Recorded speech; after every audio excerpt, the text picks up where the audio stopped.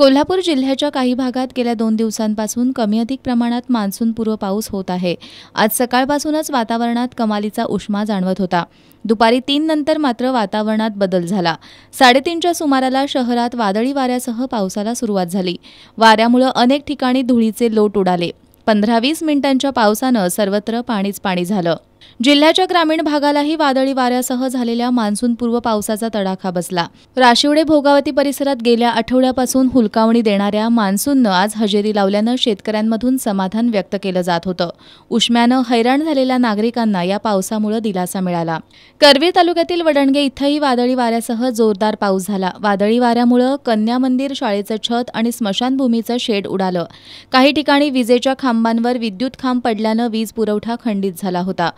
अर्ध्या तासाच्या पावसामुळे हवेत गारवा निर्माण झाला होता। ज्योतिबा डोंगरावरही मान्सूनपूर्व पाऊस झाला। जोरदार वाऱ्यामुळे काही ठिकाणी वृक्ष उन्मळून पडले होते। ज्योतिबा देवाच्या दर्शनासाठी आलेल्या भाविकांच्या कारवर झाड पडल्यानं 2 जण जखमी झाले। तसंच कारचंही मोठं नुकसान झालं। ज्योतिबा रोडवर ही घटना घडली। पन्हाळा, गगनबावडा, करवीर तालुक्यातील काही गावातही मान्सूनपूर्व पाऊस झाला। वादळी वाऱ्यामुळे शिंगणापूर शाळेचे पत्रे उडाले, तर म्हारूळ इथं विजेचे खांब कोसळल्यानं वीज पुरवठा खंडित झाला।